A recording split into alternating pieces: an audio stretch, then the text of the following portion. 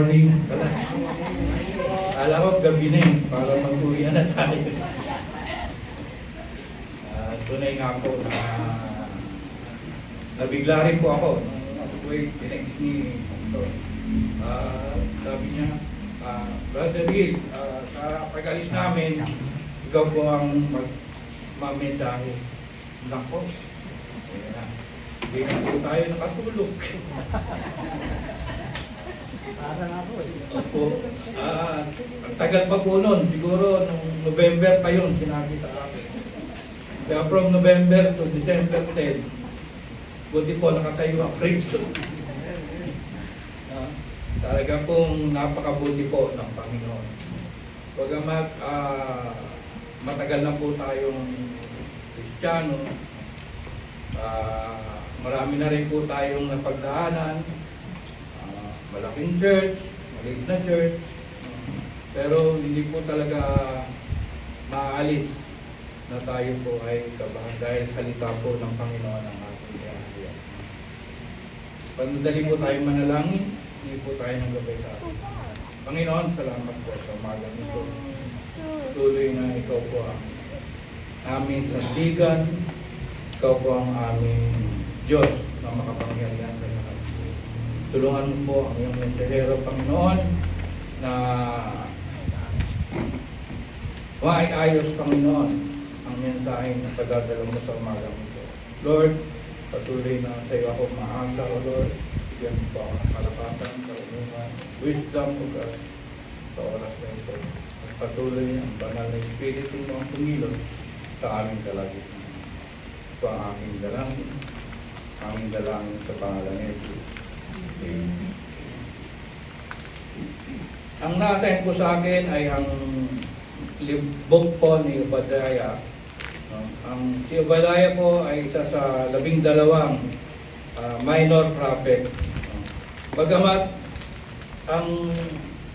si Obadiah, ang book of Obadiah po ay may silang. Isang chapter lang po ito at mayroong 21 verses. Siguro sabi ni Pastor, hindi kita pwedeng bigyan ng maraming chapter, kaya isang chapter ka lang. Kaya sa Obadiah po, mababasa natin na foretold that the doom that awaited the people of Edom because of their cruelty towards Judah. Obadiah announces Edom's downfall.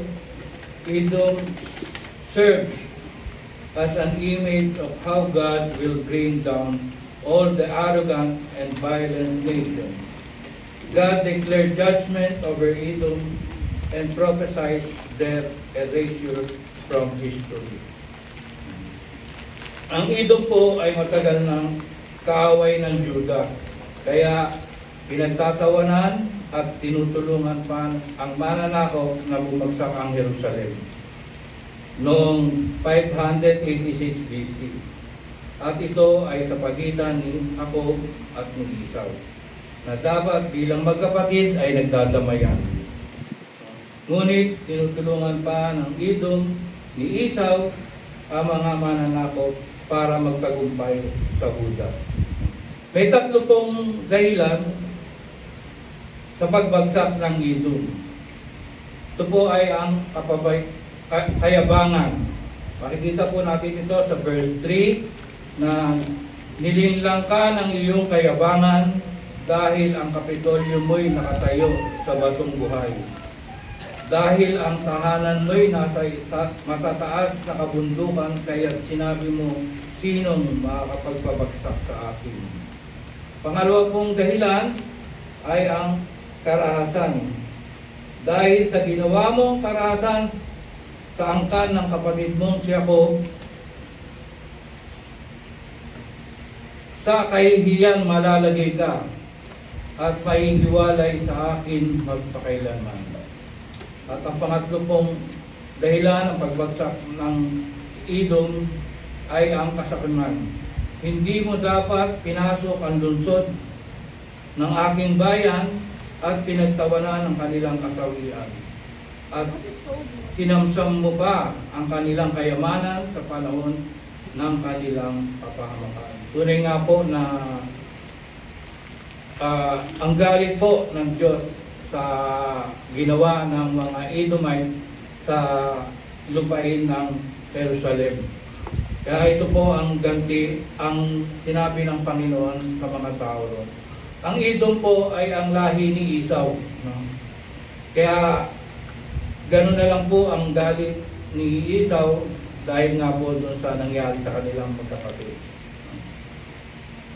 Una po nating pag-usapan ang history ng Edom. Sino nga ba po ang galing sa Edomite? Ito po ay ang apo ni Abraham, no? Anak ni Isaac at kapatid ni Jacob. Ito po ay si Esau. Kilala naman po natin si Esau na po, yung nagbenta ng birthright. Si Esau po ay pinagmulan ng Edom o lahi ng Edom. At bakit po gusto niyang pabagsakin ang Edom? Bakit po gusto niya pabagsakin ang Israel o ang Juda? Kasi po, doon po pumapasok yung tinatawag na sibling rivalry. Tayo rin po, may mga anak, nakikita naman natin na minsan sila'y nag-aaway-aaway din. Huwag po nating, huwag po tayong pumampi. Pareho po natin gabayan. Kasi pagka meron po tayong kinampihan sa ating mga anak, siyempre magkakaroon po yan sa loob. Kaya lang po, dito makikita natin na may pinag-awayan po sila. Ano po ang kanilang pinag-awayan? Ano po ang inagaw ni Jacob? Ito po yung tinatawag na basbas. Importante po ang basbas. Dahil ito po ang tinatawag natin na covenant of God.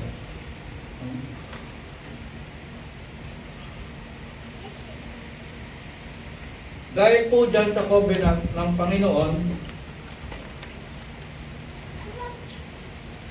na tinanggap ni Jacob, doon po pumasok ang pag-iingat ng Diyos sa kanya.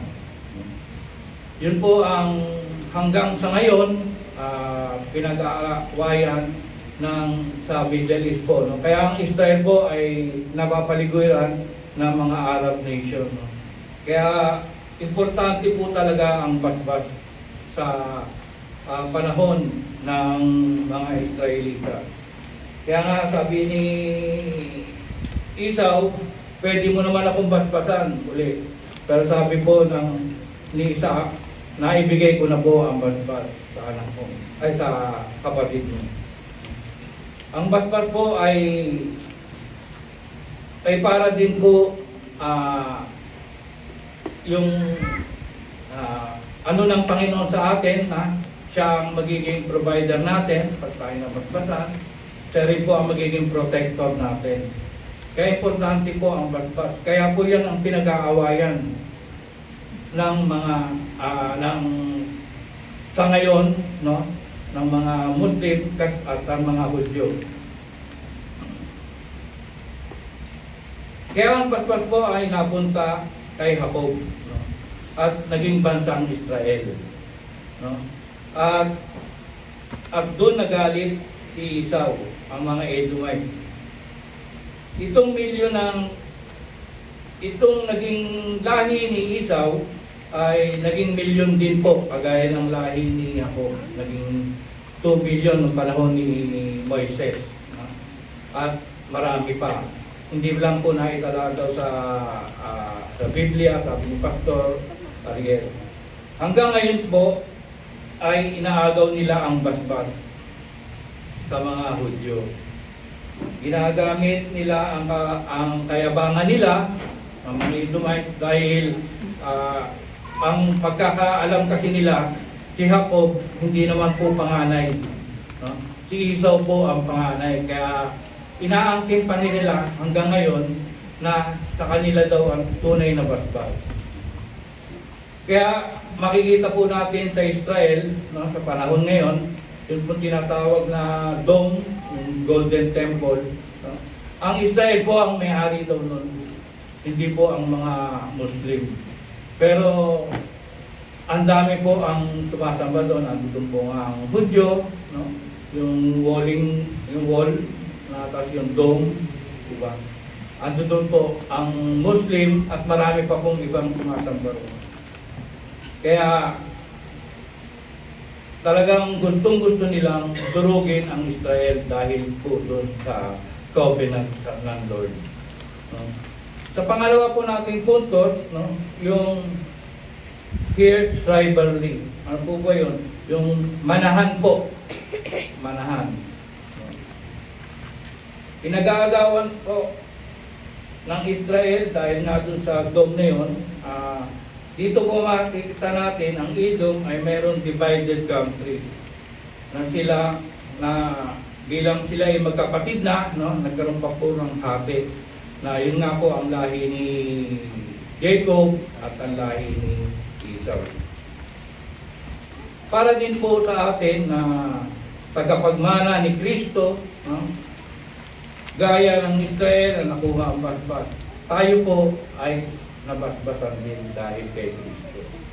Importante po na tayo ay magpatuloy dahil tayo po ay nakatanggap ng basbas ng Panginoon. Ano po ba ang mga basbas natin dahil nga kay Kristo? No? Yun po yung kaligtasang natanggap natin na walang bayad. Yun po ang buhay na walang hanggan kay Kristo Jesus. Napakasaya po ng ating minana sa ating Panginoong Jesucristo at ang kayamanang espiritual na kaloob sa atin. Yun po ang ating minana dahil tayo po, lagi nga natin naririnig sa mensahe ni Pastor, yung pinili at hindi pinili. Importante po na makita sa atin na tayo po ang pinili.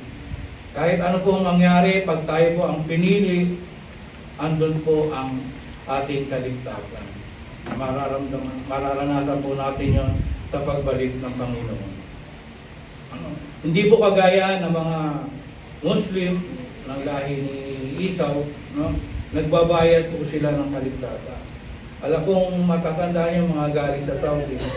Yung pag Ramadan po, kailangan magpakain ka sa tao para sa kaligtasan mo. Tsaka meron po silang pillars ng kailangan makapunta ka sa Mecca sa isa kahit isang beses sa buong buhay mo, no, para ikaw ay magkaroon ng kaligtasan. Kaya binibili po ang kaligtasan ng mga Muslim, hindi po kagaya natin na libre po binigay sa atin. Gift po yun, gift. Magkaroon lang po tayo ng pananampalataya sa Panginoon Jesucristo. At yung pangatlo po, yung humility and hardening. Sa humility muna po tayo. Ang kondisyon ng Diyos para mapatawad sa tao, kailangan meron po tayong humility. At darating daw po ito, sabi ng Pastor. Sa mga Israel, at yun din po ang hinihintay natin. Sa ngayon po, naghihintay pa rin ang Israel sa kapatawaran. No? Kasi marami daw pong hindi rin maliligtas sa mga Hudyo. Dahil nga sa katigasan ng ulo, dahil sa pagsuway, dadaan po sila talaga sa tinatawag na tribulation.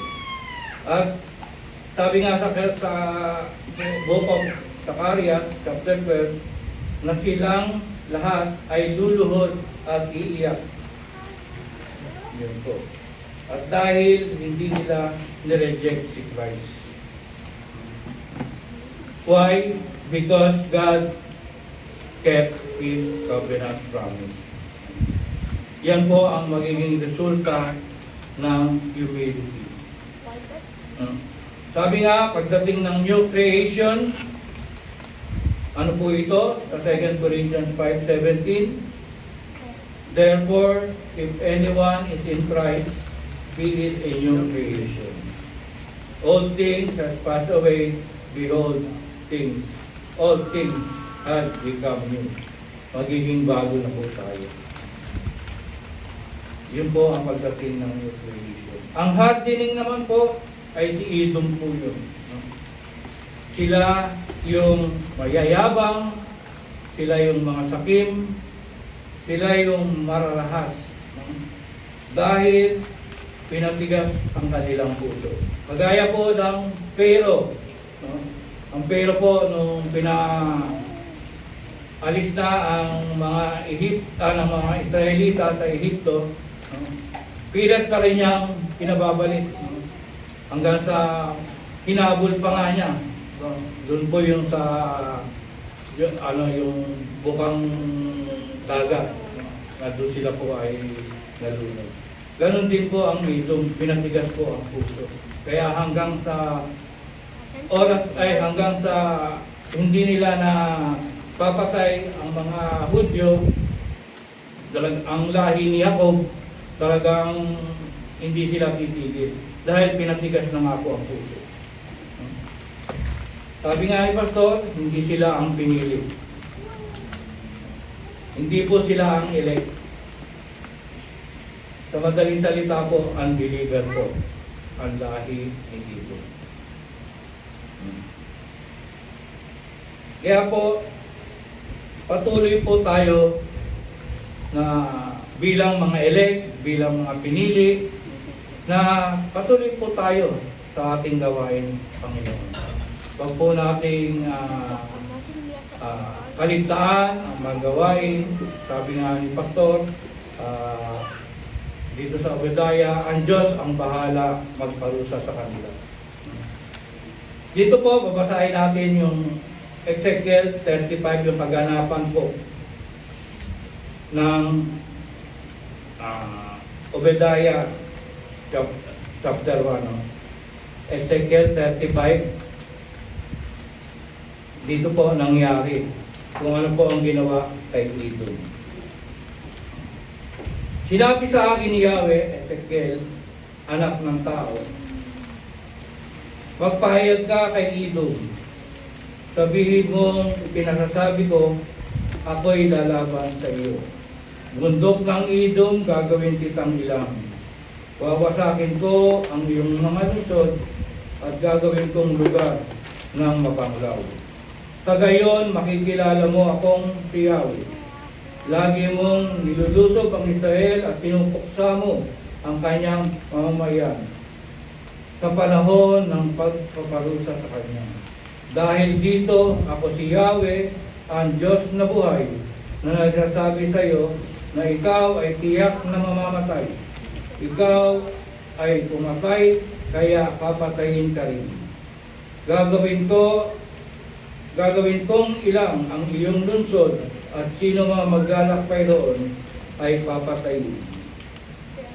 Tatambakan ng bangkay ang iyong mga bundok, libis at bangin. Gagawin kitang lugar na mapanglaw at ang iyong mga lungsod ay aalisan to ng mga tao. Pagayon, makikilala mo ako si Yahweh. Sinabi mo, ay sabihin mo sa iyo ang Israel at ang Juda, bagamat alam mo, ako ang Diyos nila. Dahil dyan, ako si Yahweh, ang buhay na Diyos, ang nagsasabi sa iyo, tiyak na magpaparusa, pagdurusahan mo ang iyong pagkagalit, pagkaingit at pagkapuot sa aking bayan. Gagawin ko sa iyo ang ginawa mo sa kanila. Makikilala mo iyon ninyo ako, si Yahweh, kapag naparusahan ko na kayo. Sa gayon, malalaman din ninyo na alam ko ang inyong kalapastanganan ng sabihin ninyo, ang kaburalan ng Israel ay winasak upang inyong takutin. Pinalaban ninyo ako at pinagsalitaan ng kung ano-ano. Ito'y hindi digit sa akin. Wawasakin kita ng lubusan at ito'y ikatutuwa ng buong mundo. Gagawin ko sa iyo ang ikinatuwa mo pagwasak sa Israel na hindi hinirap. Wawasakin kita, bundok na sa iyo. At ito ang magiging wakas na ang buong Edom. Sa gayon, makikilala ng lahat na ako si Yahweh. Dito po makikita natin talaga ang kaparusahan. No? Kapag ang mga anak ng Diyos ay inapi, nagpusta ng mga unbeliever. Mararanasan po natin ang kamay ng Diyos na lagi tayong inaalalayan, iniingatan dahil may covenant po ang Diyos sa atin. Dahil po kay Kristo. No? Sabi nga, kaya nga po na pinili at hindi pinili ng Diyos. Noon pa man, sa simula, ang Diyos ay may pinili na. Sa panahon po ni Adan, sino po ang pinili? Si Cain o si Abel? Iba po si Cain. No, kahit anong pong hain ang binigay ni Abel, yung hain pa rin ni Cain ang kanyang kinalugdan. Sa panahon naman po ni Noah, kay Enoch po siya nakipagtipad. Gayon din po kay Abraham.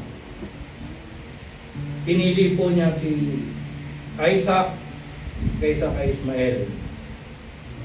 At ganun din po kay Jacob. Pinili ng Panginoon si Jacob. Kaya sa panahon po natin, may pinili rin po ang Diyos.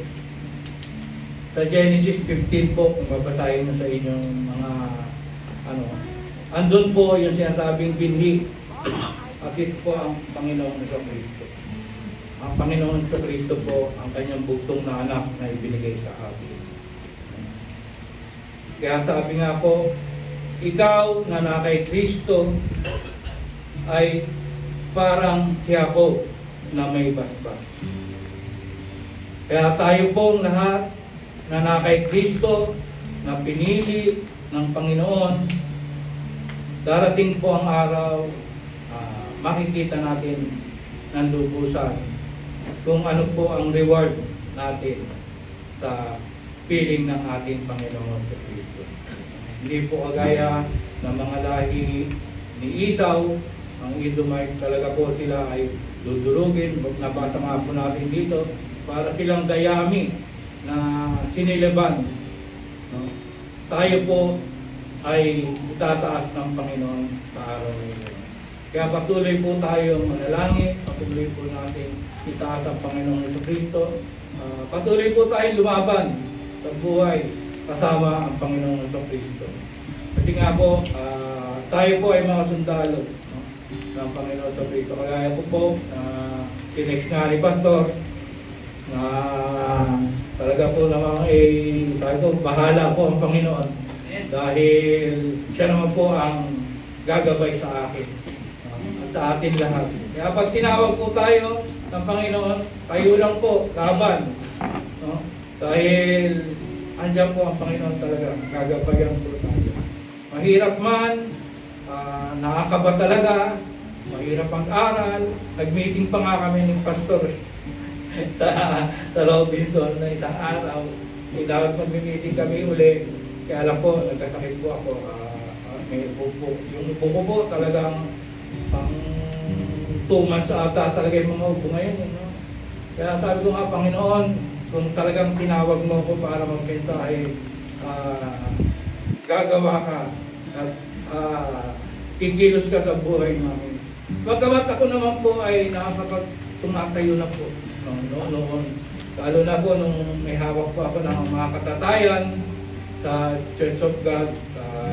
Naging presidente po ako ng katatayan ng San Pedro. Naging membro po ako ng katatayan ng buong Pilipinas po ng Church of God. Nakakatayo naman po, kaya lang talagang andun talaga po ako ba? Kasi salita po ng Panginoon. Salamat po sa umagang ito, tayo po muna ay manalangin. Panginoon, salamat po sa buhay at kalakasan. Patuloy mong pinagkakaloob sa akin, O Lord. Nawa po ay may naiwan ako sa aking mga kapatid, mensahe.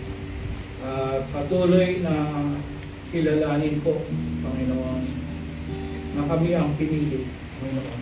Pagpatuloy namin ang pananampalatayang ito sa aming Panginoon sa Kristo. hanggang sa kanyang pagbalik, Panginoon, andun kami nakatayo, O Lord, kasama niya. Lord, patuloy na ikaw po ang magpala sa aking mga kapatid na patuloy na naghahanap pa rin ng kaliwanagan, Panginoon. Patuloy pa rin na nagugutom pa rin sa salita mo, O Lord, na tunay na naibibigay naman po ng iglesyang ito, O Lord, ang Shepherd's Heart Church. Patuloy mo po, Panginoon, na ingatan ang mga nasa mission sa umagang ito. Ikaw po ang bahala sa kanila. Pagpalain po sila at patuloy na ikaw ang mataas sa kanilang ginagawa at sa aming din po dito. Ikaw lang po ang aming Diyos na tagapagligtas. Salamat po, Panginoon. Ito po ang aming dalangin sa pangalan ng Jesus. Amen.